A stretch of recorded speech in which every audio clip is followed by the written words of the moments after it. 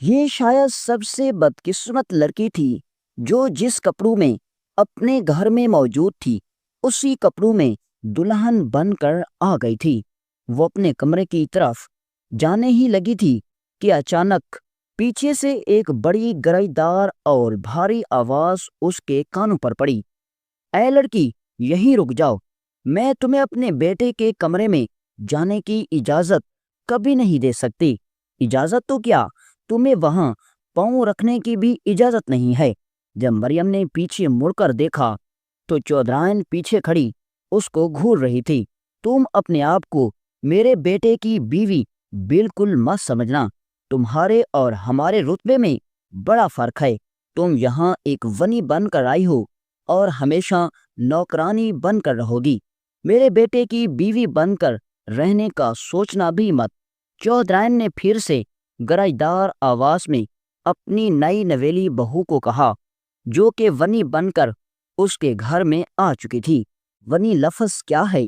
ونی اصل میں ایک رسم تھا جو کہ تقریباً پنجاب کے علاقوں میں ابھی تک کچھ قبائل میں موجود ہے۔ اگر دو گروہوں کے درمیان لڑائی ہو جائے تو صلح کروانے کے لیے جو گروہ غلط ثابت ہو جائے تو اس کو اپنی لڑکی صلح کے طور پر دینی ہوتی ہے، چاہے اس لڑکی کی عمر 10 سال ہو یا پھر 18 سال۔ مریم بھی اپنے باپ کے جرم میں ونی بن کر گاؤں کے چودھری کے بیٹے کی بیوی بن چکی تھی۔ اس سے پہلے کہ مریم اپنی ساس کو کچھ کہہ پاتی، چودرائن نے اس کے بالوں سے پکڑا اور اس کو گھسیٹتے ہوئے لے جانے لگی۔ مریم سوچنے لگی کہ شاید غصے کی وجہ سے یہ مجھے اپنے شوہر کے کمرے میں نہیں جانے دے رہی، شاید کسی اور کمرے میں رہنے دے گی، لیکن اگلے ہی لمحے اس کا یہ بھرم بھی ٹوٹ گیا جب چودرائن نے اس کو پکڑ کر سیہن سے بھی دھکا دے کر نکال دیا اور اندر سے دروازہ بند کر دیا۔ باہر موسم بہت ابر آلود ہو رہا تھا، سردی ٹھنڈ ہوائیں چل رہی تھیں اور رات بھی بہت ہو رہی تھی۔ بغیر کسی چادر کے کیسے رہوں گی، اسے خود پر بہت افسوس ہو رہا تھا۔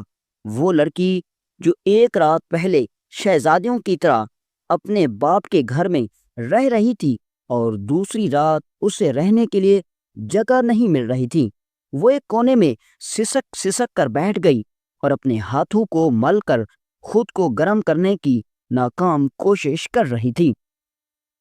بس چاند ہی لمحے گزرے کہ دسمبر کی سردیوں نے اس کے جسم کو جکڑ دیا اور چاند ہی لمحوں کے بعد وہ بے ہوش ہو گئی۔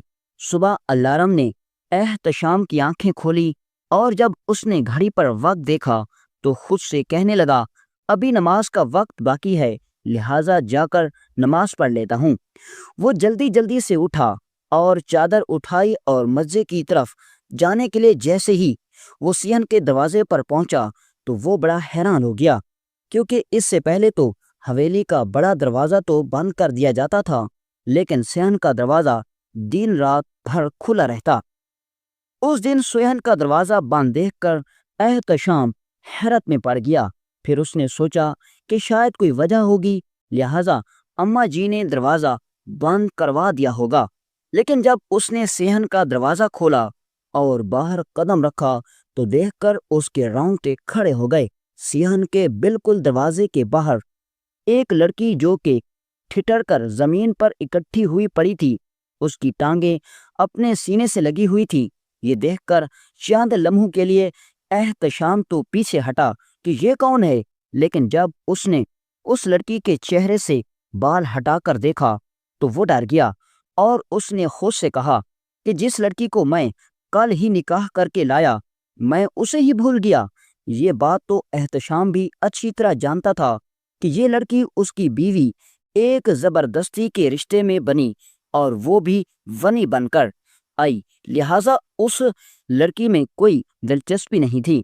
لیکن جیسے ہی اس نے اس لڑکی کو دیکھا تو خود سے کہنے لگا کہ اگر اس لڑکی کو کچھ ہو گیا تو میں بروز محشر اپنے اللہ کو کیا جواب دوں گا؟ بے شک یہ ہمارے لیے دشمن کی بیٹی ہے، لیکن میری بیوی تو ہے، ایک انسان تو ہے۔ اس نے اس لڑکی کو اٹھایا جیسے وہ ٹھٹر کر برف بن گئی ہو اور اندر لے گیا اور اپنے کمرے میں لے جانے لگا تو اچانک سے چودرائن کے کمرے کا دروازہ کھلا اور پیچھے سے گرجدار آواز احتشام کے کانوں میں پڑی، تم اس لڑکی کو کہاں لے جا رہے ہو؟ اماں جی، یہ میری بیوی ہے، اور پتہ نہیں رات کو کیسے باہر رہ گئی۔ اب اس کا جسم اتنا تپ رہا ہے جیسے انگارے نکل رہے ہوں، لگتا ہے کہ سردی کی وجہ سے اس کو سخت بخار ہے۔ یہ باہر کیسے رہ گئی؟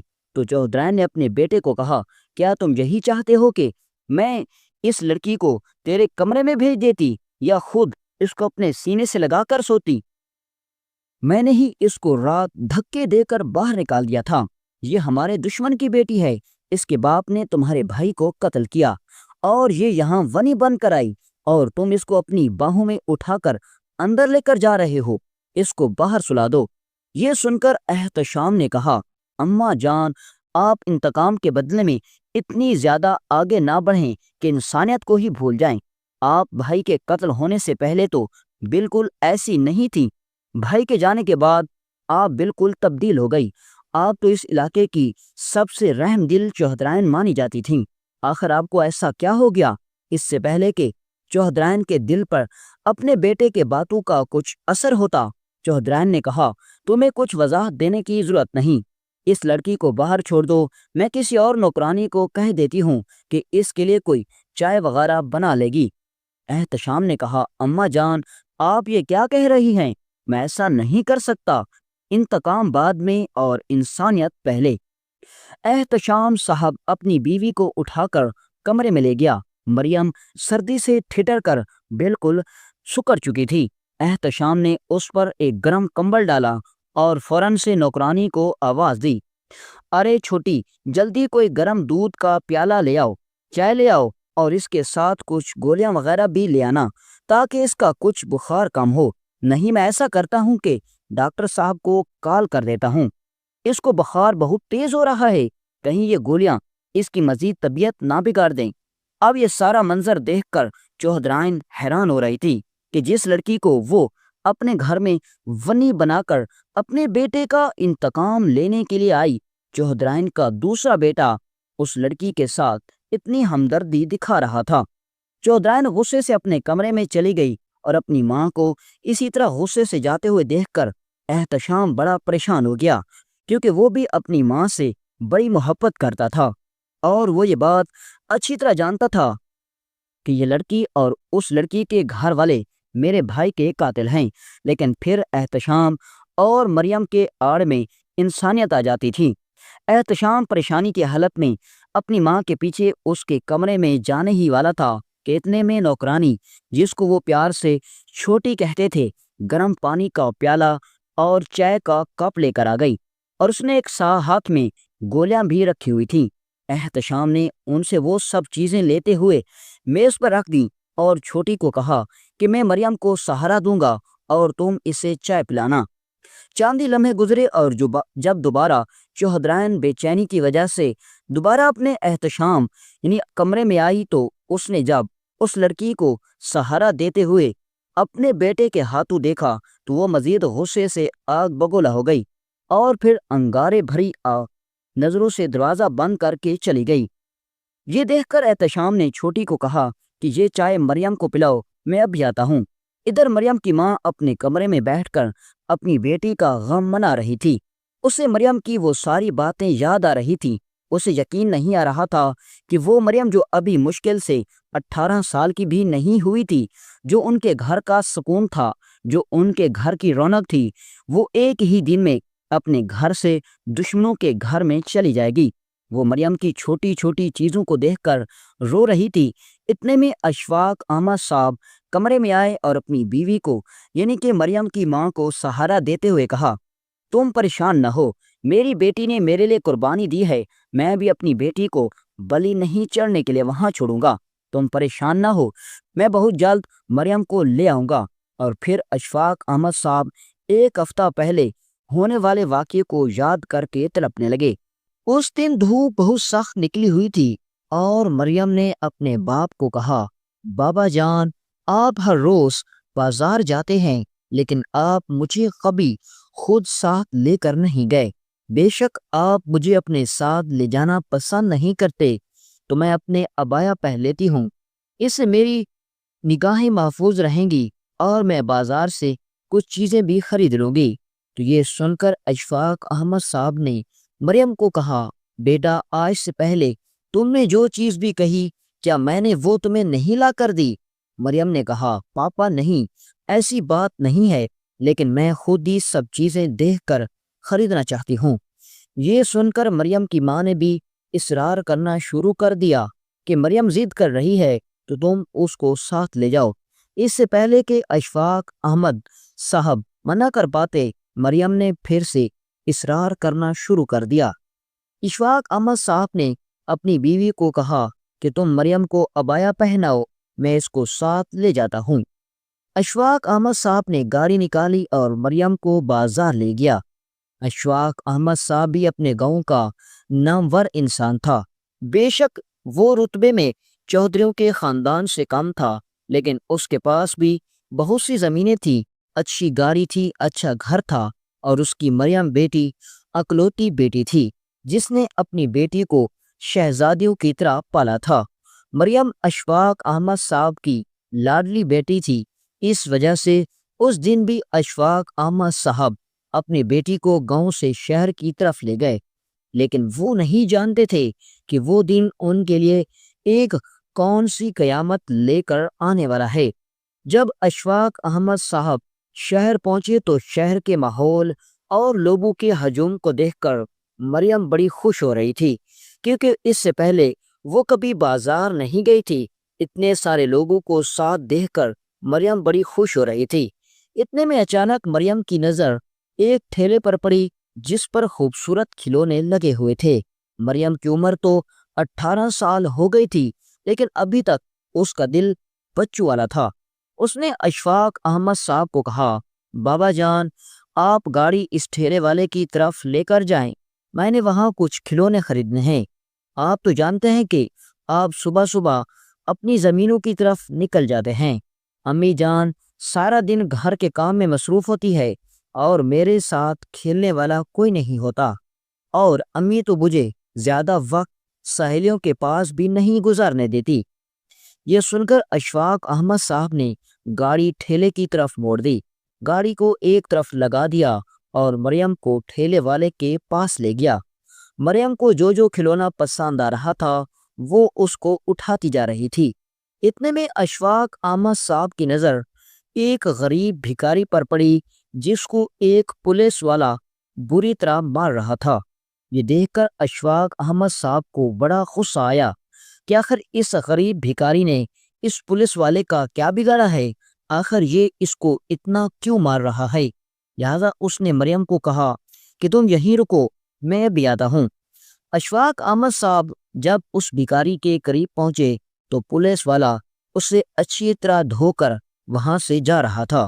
اشفاق احمد صاحب نے اس بوڑھے بھکاری کو اٹھایا اور سہارا دیتے ہوئے ایک طرف بٹھا دیا اور پوچھا، بزرگو یہ پولیس والا آپ کو کیوں مار رہا تھا؟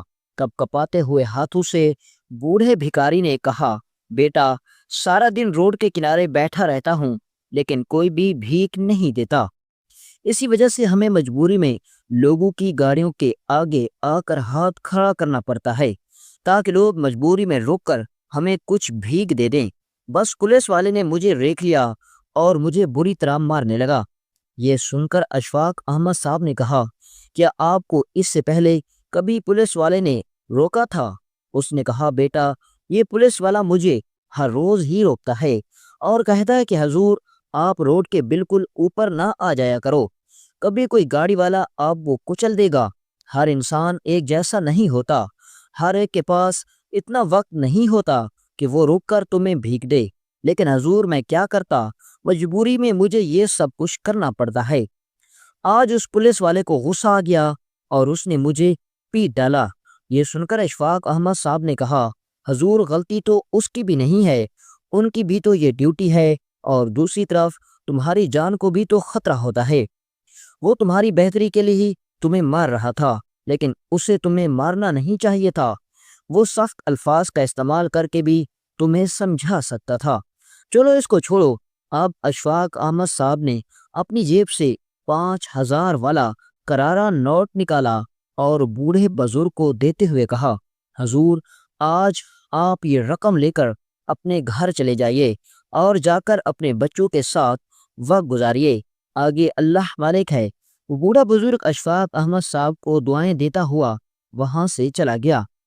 لیکن جب اشفاق جب مریم ٹھیلے والے کے پاس کھلونے خرید رہی تھی تو اتنے میں ایک نوجوان نے آ کر مریم کا ہاتھ پکڑ لیا اور کہنے لگا، اے خوبصورت حسینہ، تمہیں تو چوڑیاں خریدنی چاہیے، کیونکہ تیرے گوری کی کلیاں میں سرخ رنگ کی چوڑیاں کتنی جچیں گی، اور تم ہو کے کھلونے خرید رہی ہو، چلو میرے ساتھ، میں تمہیں چوڑیاں پہناتا ہوں۔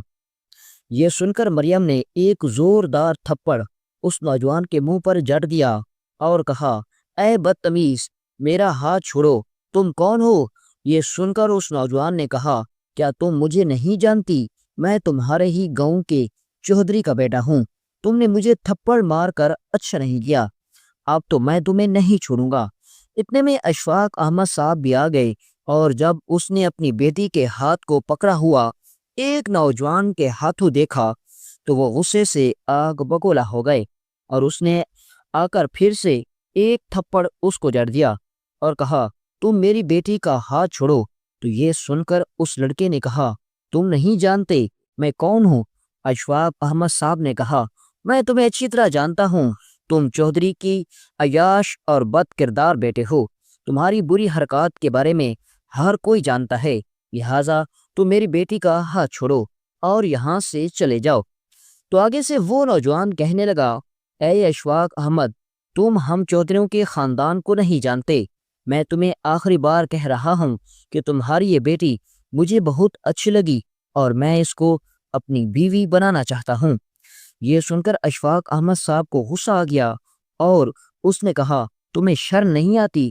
ایک سفید پوش انسان کی نوجوان بیٹی کو تم کھڑے بازار میں ذلیل کر رہے ہو اور کہتے ہو کہ میں عزت سے بیوی بنانا چاہتا ہوں، تم یہاں سے دفع ہو جاؤ۔ یہ الفاظ سن کر چودھری کے بیٹے کو سخت غصہ آیا اور اس نے اپنی جیب سے خنجر نکال لیا، اور وہ خنجر اشفاق احمد صاحب کو مارنے ہی والا تھا کہ اتنے میں اشفاق احمد صاحب نے اس کے بازو کو پکڑ لیا اور ان کے درمیان میں ہاتھا پائی شروع ہو گئی۔ کوئی نہیں جانتا تھا کہ یہ ایک چھوٹی سی چپکرش کسی کی موت کا سبب بن سکتی ہے۔ اگلے ہی لمحے خاموشی چھا گئی اور اشفاق احمد صاحب کے ہاتھوں میں خون لگا ہوا دیکھ کر مریم کے پیروں تلے زمین نکل گئی، لیکن پھر اس نے جب دیکھا کہ چاقو اس کے باپ کو نہیں بلکہ اس عیاش لڑکے کے سینے میں لگ گیا ہے تو وہ ایک لمحے کے لیے ساکت ہو گئی۔ چودھری کا بیٹا اسی وقت زمین پر گر گیا اور تڑپتے تڑپتے اپنی جان دے دی۔ یہ سارا منظر دیکھ کر مریم بے ہوش ہو گئی، اور جب اس کی آنکھ کھلی تو وہ بستر پر موجود تھی، اور اس کی آنکھ کھلتے ہی اسے اس بات کی خبر ہوئی کہ گاؤں میں ایک بہت بڑی پنچایت لگنے والی ہے۔ وہ یہ بات اچھی طرح جانتی تھی کہ ہمارے گاؤں میں یہاں کوئی قانون نہیں، یہاں فیصلے پنچایت کرتی ہے، اور پنچایت بے شک میرے باپ کے حق میں فیصلہ کبھی نہیں کرے گی، کیونکہ وہ چودھری بڑے طاقتور ہے۔ لہٰذا جب اشفاق احمد صاحب کو گاؤں کے کچھ لوگ پنچایت میں بلانے کے لیے آئے تو مریم نے بھی ساتھ جانے کی ضد کر لی اور کہا، بابا جان، میں وہاں جا کر گواہی دوں گی۔ اس سہارے اشفاق احمد صاحب اپنی بیٹی کو بھی پنچایت میں لے گیا۔ ایک طرف چودھرائن اپنے بیٹے احتشام کے ساتھ بیٹھی تھی، اور دوسری طرف کچھ گاؤں والے اور اشفاق احمد صاحب بیٹھے ہوئے تھے۔ پنچایت کے سرداروں نے دونوں گروہوں سے بیانات سنے اور اس کے بعد فیصلہ کیا کہ بے شک اس نوجوان نے اشفاق احمد صاحب کی بیٹی کی عزت پر حملہ کیا تھا، اور لیکن اشفاق احمد صاحب کو چاہیے تھا کہ وہ اپنی جان کی حفاظت کرتے، نہ کہ چھوٹے چودھری کو قتل کر دیتے۔ لہذا یا تو چھوٹے چودھری کے قتل کے جرم میں اسے اپنی جان دینی ہوگی یا پھر اپنی بیٹی کا رشتہ، کیونکہ چودھرائن نے فیصلے سے پہلے ہی پنچایت کے سردار کو کہہ دیا تھا کہ میں اس ظالم شخص کی جان لے کر اسے ایک ہی لمحے میں نہیں مارنا چاہتی، بلکہ اس کی کمسن بیٹی کو اپنے بیٹی کی بہو بنا کر اس کو اپنے گھر میں نوکرانیوں کی طرح تڑپا تڑپا کر رکھوں گی، اور اسی طرح میں اپنے بیٹے کا بدلہ تھوڑا تھوڑا کر کے لوں گی۔ جیسے ہی اشفاق احمد صاحب نے اپنے بیٹے کے رشتے کی بات سنی تو وہ سخت غصے میں آ گیا اور کہا، نہیں، میں اپنی جان دینے کے لیے تیار ہوں۔ اس سے پہلے کہ وہ کچھ اور کہہ پاتا، مریم نے بلند آواز میں کہا کہ میں غنی بننے کے لیے تیار ہوں، میں چودھرائن کے بیٹے کے ساتھ نکاح کرنے کے لیے تیار ہوں۔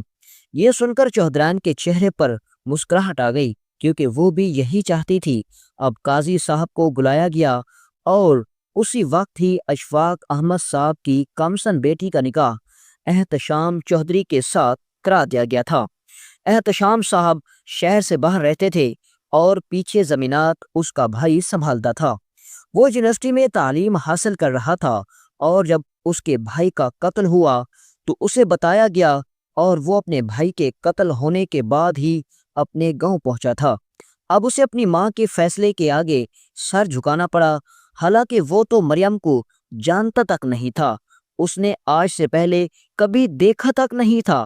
اب چودھرائن کی شرط پر احتشام صاحب کا نکاح اشفاق احمد کی بیٹی مریم سے کر دیا گیا، اور پنچایت ہی سے احتشام کی ماں اپنے بیٹے کے قاتل کی بیٹی کو لے کر اپنی حویلی چلی گئی۔ اور جب اشفاق احمد صاحب اپنے گھر پہنچے تو اس کی بیگم نے رو رو کر برا حال کر دیا تھا۔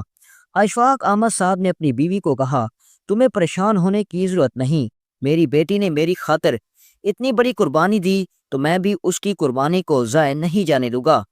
ادھر احتشام اپنی ماں کے کمرے سے نکلا تو دروازے پر ایک ملازم اس کے انتظار میں کھڑا تھا۔ وہ اپنی گاڑی میں بیٹھا اور زمینوں کی طرف چلا گیا، کیونکہ اب اس کے بھائی کی جانے کے بعد ساری زمینوں کی دیکھ بھال اسے ہی کرنی تھی۔ اسے مریم کا خیال بالکل نہ رہا۔ اب شام کو جیسے ہی احتشام واپس آیا تو سیدھا اپنے کمرے میں چلا گیا تھا، اور جب وہ کمرے کے اندر داخل ہوا تو اس نے دیکھا کہ مریم اس کے بستر پر اسی کی جگہ سوئی ہوئی تھی۔ اس کے چہرے پر ہلکے ہلکے بال پڑے ہوئے تھے، اور احتشام اپنی نئی نویلی دلہن کو، جو کہ اس کے گھر میں ونی بن کر آئی تھی، کھڑا دیکھ رہا تھا۔ اتنے میں مریم کی آنکھ کھل گئی، اور جب اس نے احتشام کو اتنے غور سے خود کو دیکھتے ہوئے دیکھا تو وہ شرما گئی اور اپنے سر پر دوپٹہ جوڑنے لگی اور کہنے لگی، آپ آ گئے ہیں، میں آپ کے لیے کپڑے نکال دیتی ہوں۔ مریم کو یقین ہو چکا تھا کہ بے شک چودھرائن کا گھر بڑا ہی ظالم ہے، لیکن احتشام بڑا ہی رحم دل ہے۔ اسے یقین تھا کہ احتشام اسے کبھی بھی ظلم کی بھیت نہیں چڑھنے دے گا۔ اس گھر میں اس ایک نئی امید نے اسے جینے پر مجبور کیا تھا، اور وہ پر امید تھی کہ احتشام رحم دل ہے، کیونکہ چھوٹی نے احتشام کے جانے کے بعد مریم کو بتایا تھا کہ آپ پریشان نہ ہوں، بے شک چودھرائن اپنے بیٹے کے غصے کی وجہ سے تم سے انتقام لے رہی ہے، لیکن تمہیں ڈرنے کی ضرورت نہیں، کیونکہ ہمارے چھوٹے سائیں احتشام سائیں بڑے ہی رحم دل انسان ہیں۔ وہ ہمیشہ غریب کسانوں کی مدد کرتے ہیں اور غریبوں کی ہر ضرورت کا خیال رکھتے ہیں۔ لیکن چودھری کا چھوٹا بیٹا بڑا ظالم انسان تھا، اور اس کی بیوی بھی اسی فطرت کی مالک ہے۔ چودھری جب زندہ تھا تو وہ اپنے نوکروں کو جوتوں کی نوک پر رکھتا تھا، کبھی اس نے کسی نوکر کو عزت نہیں دی تھی، لیکن احتشام سائیں ہمیشہ نوکروں کے ساتھ بیٹھ کر کھانا کھا لیتے، کبھی انہوں نے نوکروں میں اور خود میں فرق نہیں کیا تھا۔ یہ ساری بات یاد کر کے مریم احتشام کو دیکھے جا رہی تھی، اور احتشام بھی بڑا حیران ہو رہا تھا کہ آخر مریم میری طرف سے ایسے کیوں دیکھ رہی ہے۔ اتنے میں احتشام نے خاموشی توڑی اور اپنے جوتے اتارنے لگا۔ ادھر چودھرائن نے اپنے بیٹے کی آنے کی آواز تو سنی، لیکن اس کا بیٹا اس کے کمرے میں نہیں گیا تھا، تو اس نے ملازمہ کو بلا کر پوچھا کہ احتشام تو حویلی میں واپس آ گیا ہے، لیکن کہاں گیا ہے؟ تو جب چھوٹی ملازمہ نے بتایا کہ وہ تو اپنے کمرے میں چلے گئے، تو یہ سن کر چودھرائن سخت غصے میں آ گئی کہ جس لڑکی کو میں ونی بنا کر لائی، جس سے میں انتقام لینا چاہتی ہوں، میرا بیٹا ابھی سے ہی اس کے اتنا قریب جا رہا ہے، یہ اپنے بھائی کا انتقام اس سے کیسے لے گا؟ لگتا ہے کہ یہ اس کو بیوی کا درجہ دینا چاہتا ہے۔ چودھرائن غصے میں کچن میں گئی اور ایک خنجر اٹھا کر احتشام کے کمرے کے اندر داخل ہوئی، اور ناک کے بغیر جیسے ہی وہ اندر داخل ہوئے تو اس نے دیکھا کہ احتشام مریم کے ہاتھوں سے کپڑے لے کر پہن رہا تھا۔ یہ دیکھ کر چودھرائن کو مزید غصہ آ گیا اور اس نے خنجر اٹھا کر مریم پر حملہ کر دیا۔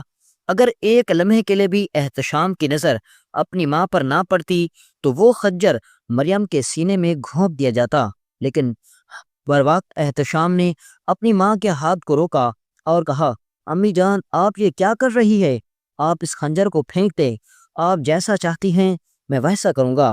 تو یہ سن کر چودھرائن نے کہا، جس لڑکی کو میں ونی بنا کر لائی، جس لڑکی کو میں اپنے بیٹے کی قاتل سمجھتی ہوں، تم اس کے ہاتھوں سے کپڑے لے کر پہن رہے ہو، کل تم اس کے ہاتھ سے کھانا کھاؤ گے اور میرے بیٹے کا انتقام کہاں جائے گا؟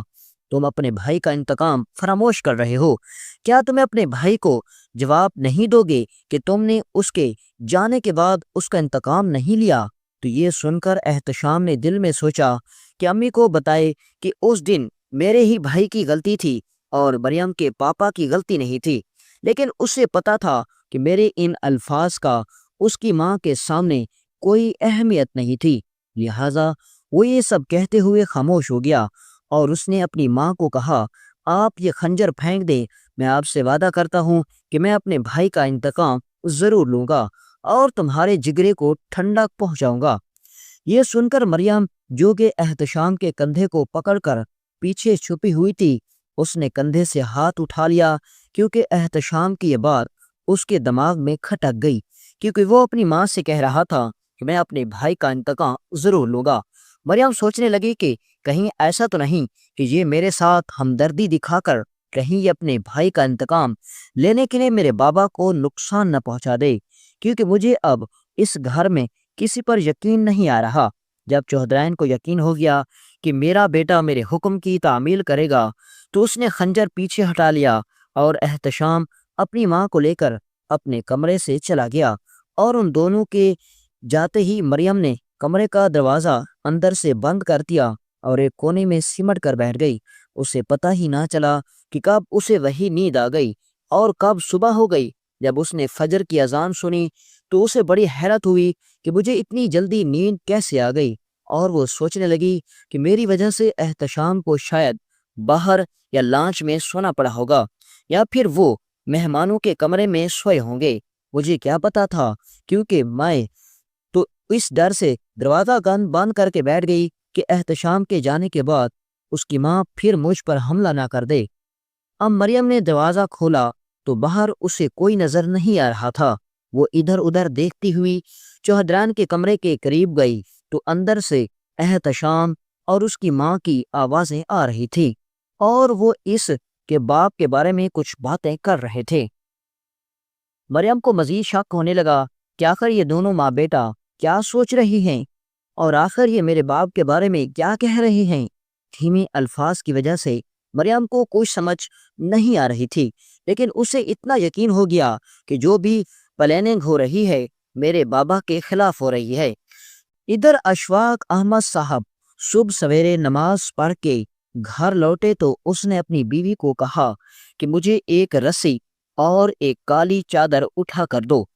یہ سن کر اشفاق احمد کی بیوی نے کہا، تم نے رسی کا اور چادر کا کیا کرنا ہے؟ تو اس نے کہا کہ میں نے تم سے وعدہ کیا تھا کہ میں مریم کو واپس لے کر آؤں گا۔ تو یہ سن کر اشفاق احمد صاحب کی بیوی نے کہا، کیا تم مریم کو اس رسی سے باندھ کر آؤ گے یا پھر اس چادر میں لپیٹ کر؟ تو اشفاق احمد صاحب نے کہا، تم بھی کتنی بھولی ہو، میں یہ چادر لپیٹ کر رسی کے ذریعے حویلی میں داخل ہو جاؤں گا اور اپنی بیٹی مریم کو وہاں سے لے آؤں گا اور ان کو پتہ بھی نہیں چلے گا۔ یہ سن کر اشفاق احمد صاحب کی بیوی نے کہا، نہیں، تم ایسا کچھ بھی نہیں کرو گے۔ اگر چودھرائن نے تمہیں دیکھ لیا یا پھر تمہارے ہی داماد نے تمہیں حویلی کے اندر دیکھ لیا تو وہ تمہیں نہیں چھوڑے گی، کیونکہ اس کے بھائی وہ مرے ہوئے کتنے ہی دن ہوئے ہیں، ابھی ان کا زخم تازہ ہے، اور جب وہ اپنے بھائی یا اپنے باپ کے قاتل کو اپنی آنکھوں کے سامنے دیکھے گا تو اسے برداشت نہیں ہوگا۔ تو یہ سن کر اشفاق احمد صاحب نے اپنی بیوی سے کہا، میرا احتشام ایسا نہیں ہے، میں جانتا ہوں کہ وہ اس حویلی میں سب سے مختلف ہے۔ میں نے اس کی آنکھوں میں رحم دلی دیکھی تھی، میں نے اس کی آنکھوں میں مریم کے لیے محبت دیکھی تھی، اور وہ ایسا کبھی نہیں کرے گا۔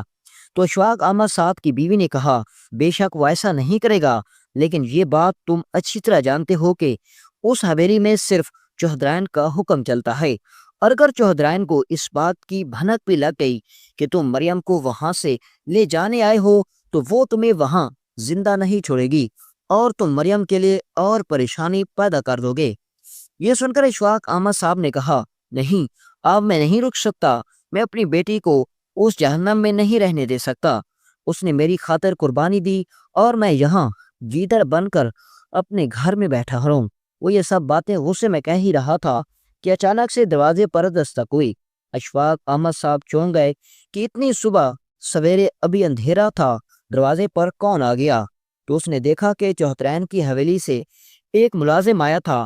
یہ دیکھ کر اشفاق احمد صاحب نے جلدی جلدی سے پوچھا، کیا ہوا؟ آخر تم ہمارے گھر کیوں آئے ہو؟ میری بیٹی تو ٹھیک ہے۔ اس ملازم نے کہا، ہاں ہاں، تمہاری بیٹی ٹھیک ہے، اور احتشام صاحب نے تمہیں گاؤں کے فلاں پرانے کھنڈر کے قریب ملنے کا کہا ہے۔ یہ سن کر اشفاق احمد صاحب سوچنے لگ گیا کہ آخر میرا داماد کیا کہنا چاہتا ہے، لیکن پھر اس کے دماغ میں کئی سوالات اٹھنے لگے، اور اس نے رسی اور وہ چادر وہیں پھینک دی اور گاڑی کی چابی لینے کے لیے اپنے کمرے میں چلا گیا۔ ادھر صبح سویرے احتشام نے اپنی ماں کو اپنی گاڑی میں بٹھایا اور حویلی سے نکل گیا۔ مریم کو کچھ پتہ نہیں تھا کہ آخر وہ اپنی ماں کے ساتھ صبح سویرے کہاں جا رہا ہے۔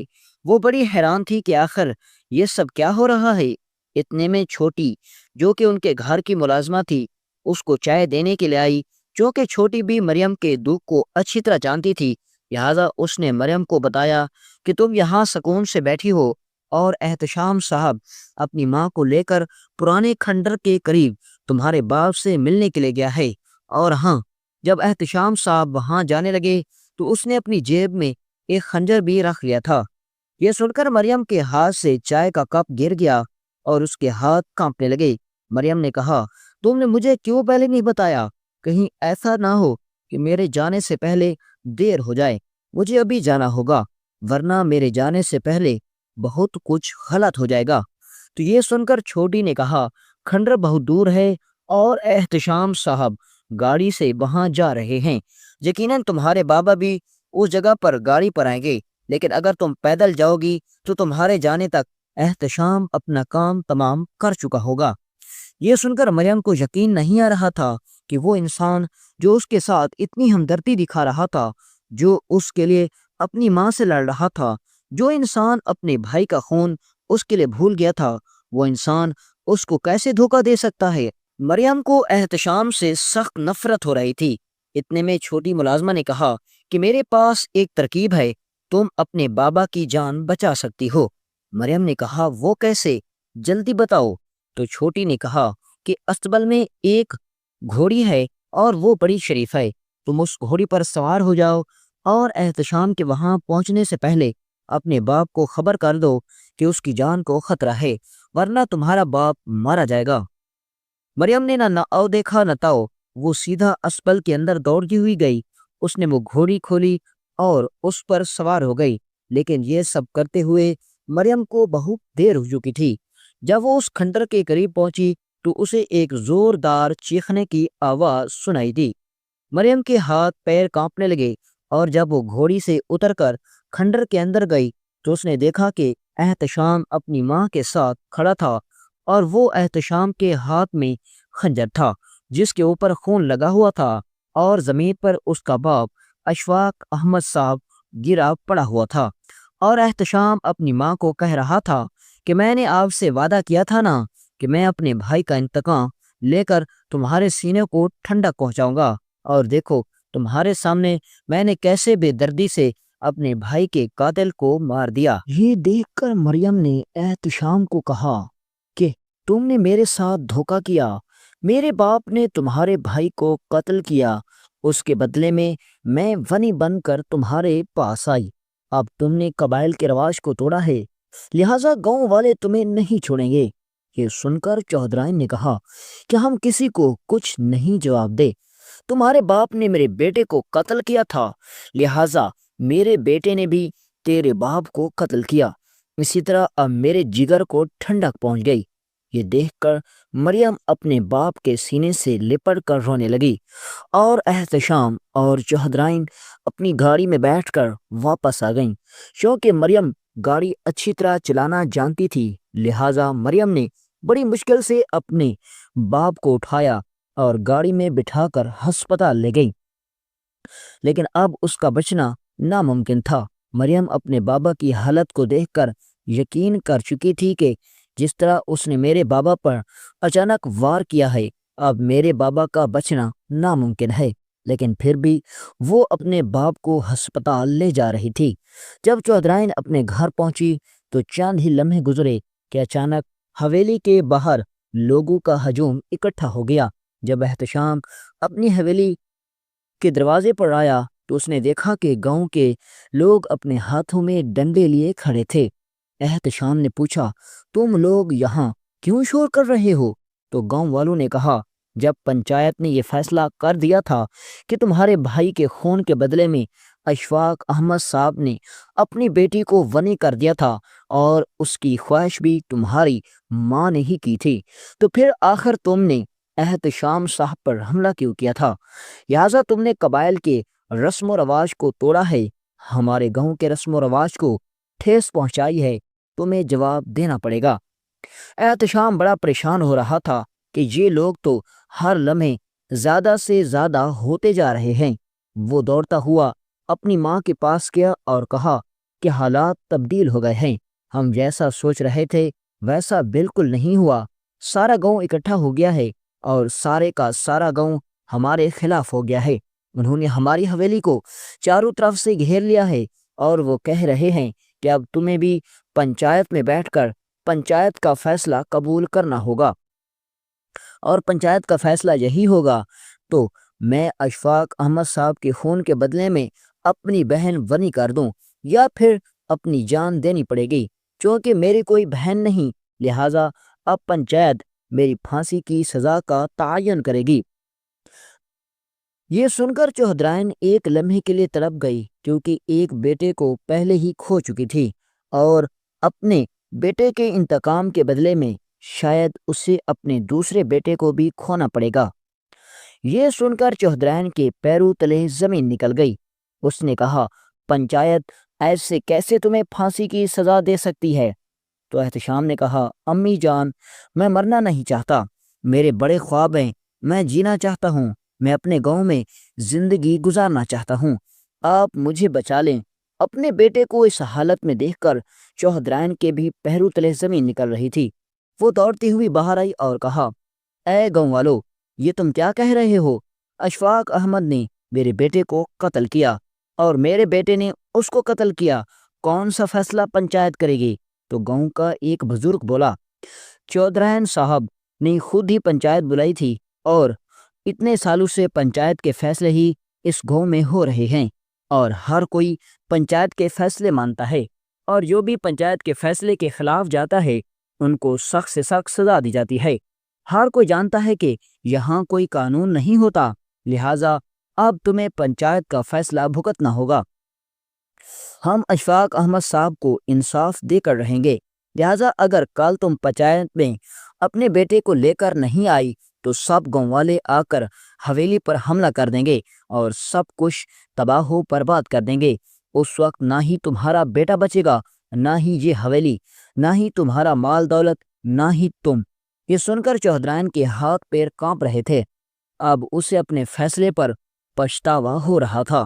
وہ دل ہی دل میں سوچ رہی تھی کہ جس طرح اشفاق احمد نے میرے بیٹے کے خون کے بدلے میں اپنی بیٹی کو ونی کر دیا تھا، تو مجھے اس فیصلے پر راضی ہو جانا چاہیے تھا۔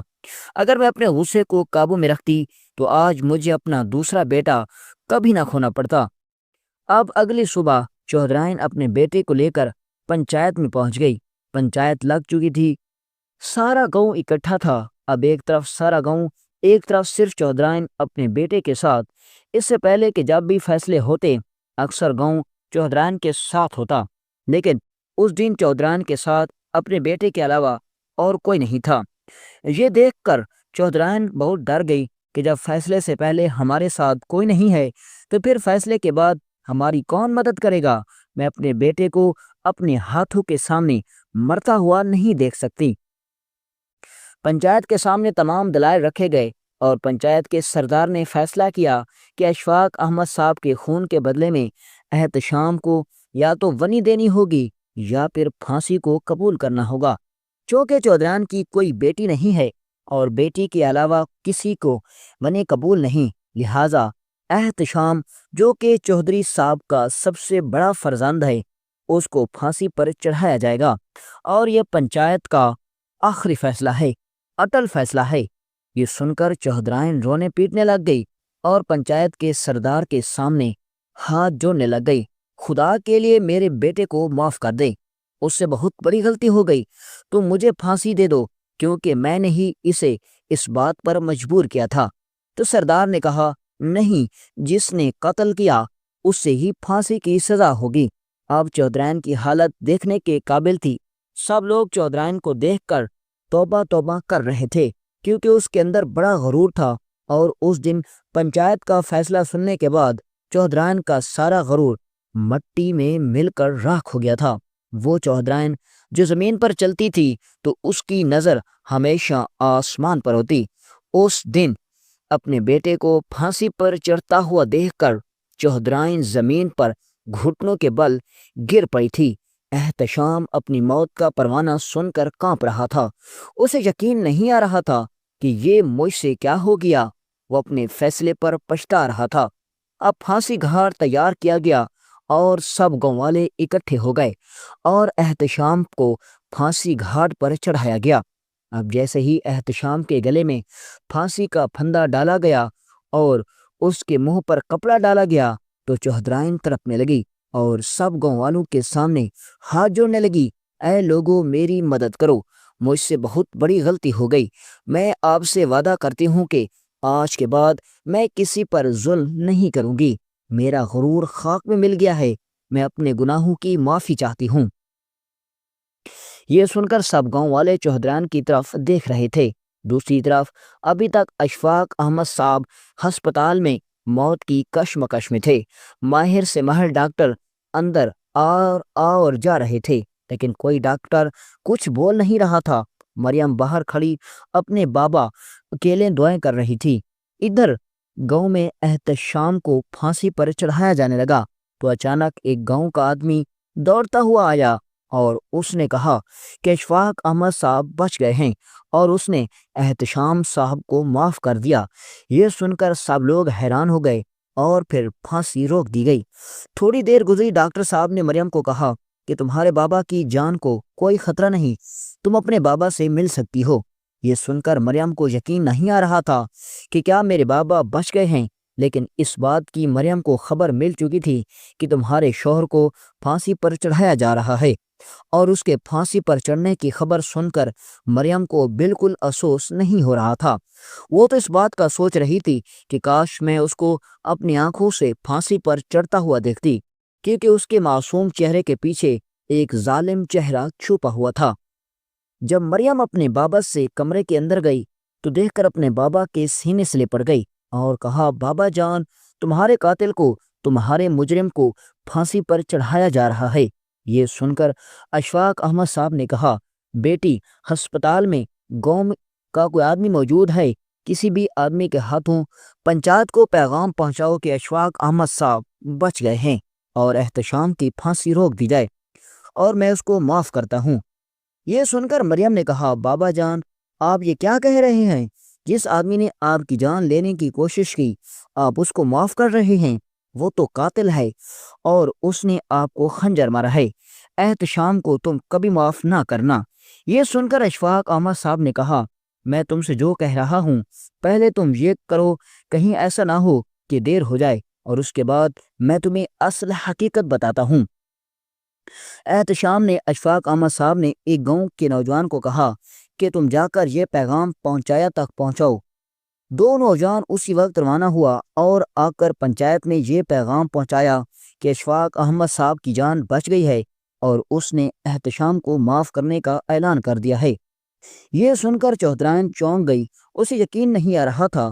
وہ چودھرائن جو زمین پر پڑی ہوئی تھی، جس کے اندر اپنے پیروں پر کھڑے ہونے کی طاقت نہیں تھی، وہ ایک لمحے کے لیے اٹھ کھڑی ہوئی اور اسے یقین نہیں آ رہا تھا۔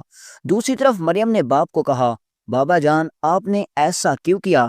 تو اشفاق احمد صاحب نے اپنی بیٹی کو کہا، مریم احتشام میرا قاتل نہیں ہے، بلکہ یہ اس کا اور میرا ایک منصوبہ تھا، کیونکہ احتشام اس بات کو سمجھ چکا تھا کہ چودھرائن کبھی بھی مجھ سے انتقام لیے بغیر چین سے نہیں بیٹھے گی، اور اس وقت تک تمہیں بھی اس حویلی میں چین سے نہیں رہنے دے گی۔ لہٰذا احتشام نے مجھے اس رات بلایا اور میرے ساتھ بیٹھ کر منصوبہ بنایا، اور اس نے مجھے کہا کہ میں اپنی ماں کے سامنے تم ایک ایسی جگہ پر خنجر ماروں گا جہاں تمہاری جان کو خطرہ نہیں ہوگا، اور میری ماں کو یقین ہو جائے گا۔ اور احتشام کے ہی لوگوں نے جا کر گاؤں میں لوگوں کو بھڑکایا کہ اشفاق احمد کے ساتھ زیادتی ہو گئی ہے، اور پنچایت کے ہاتھوں اپنے ہی خود کو پھانسی کی سزا دلوانا یہ احتشام کے منصوبے میں شامل تھا۔ احتشام اپنی ماں کو احساس دلانا چاہتا تھا کہ وہ کتنی بڑی غلطی کر رہی ہے، لیکن اسے پتا تھا کہ اس کی ماں سیدھے طریقے سے کبھی ماں نہیں مانے گی، اس لیے اس نے یہ منصوبہ تشکیل دیا۔ اور اس دن اس نے اپنے ماں باپ کے سامنے مجھ پر حملہ کیا، اور جب اس بات کی خبر گاؤں کے لوگوں کو چلی تو وہ ڈنڈے سوٹے لے کر حویلی کے باہر پہنچ گئے اور پنچایت کا مطالبہ کرنے لگے، اور پنچایت میں اس کو پھانسی کی سزا سنائی گئی۔ تو چودھرائن کے رونگٹے کھڑے ہو گئے، کیونکہ وہ ایک بیٹے کو پہلے ہی کھو چکی تھی، اور دوسرا بھی اب اس کی آنکھوں کے سامنے پھانسی پر چڑھنے والا تھا۔ یہ سن کر مریم سوچنے لگی کہ بابا جس کو میں قاتل سمجھ رہی تھی، جس کو میں غلط سمجھ رہی تھی، وہ گنہگار نہیں تھا۔ اب وہ نفرت جو چند لمحے پہلے مریم اپنی باتوں سے نکال رہی تھی، وہ اب اس کی محبت میں تبدیل ہو چکی تھی۔ اتنے میں گاؤں کا ایک آدمی کمرے میں آیا اور اس نے کہا کہ چودھرائن اور اس کا بیٹا آپ کے کمرے میں آ رہے ہیں۔ یہ سن کر اشفاق احمد صاحب اپنے بستر پر اٹھ بیٹھے۔ چودھرائن نے آتے ہی اشفاق احمد صاحب کے سامنے ہاتھ جوڑ دیے۔ وہ چودھرائن جو اشفاق احمد صاحب کو اپنا سب سے بڑا دشمن سمجھتی تھی، اپنے بیٹے کا قاتل سمجھتی تھی، لیکن جب اس کے بیٹے کو پھانسی دی جانے لگی اور جب اشفاق احمد صاحب نے معاف کر دیا، تو اب اشفاق احمد صاحب چودھرائن کے لیے کسی فرشتے سے کم نہیں تھا، اور اس نے اشفاق احمد صاحب سے وعدہ کیا کہ میں مریم کو ہمیشہ اپنی بیٹی بنا کر رکھوں گی، اور میں آپ سے وعدہ کرتی ہوں کہ آج کے بعد میں تمہاری بیٹی کو ذرا بھی نقصان نہیں پہنچاؤں گی۔ اور اس بات کا بھی مجھے احساس ہو گیا کہ اگر اس دن میرا بیٹا تمہاری بیٹی کا بھرے بازار کے اندر ہاتھ نہ پکڑتا اور وہ تمہاری بیٹی پر خنجر نہ تانتا تو شاید تم اس کو کچھ نہ کہتے، اور اسی طرح یہ حادثہ پیش نہ آتا، اور اسی طرح چودھرائن اپنی بہو کو ہسپتال سے ہمیشہ کے لیے لے کر چلی گئی، اور اسی طرح احتشام کے عقل مندی نے اس کی ماں کو ایک بہت بڑے سانحے سے بچا لیا، اور اسی طرح مریم کی زندگی جو کہ چاند لمحے پہلے اسے جہنم لگ رہی تھی، اب وہ جنت بن چکی تھی۔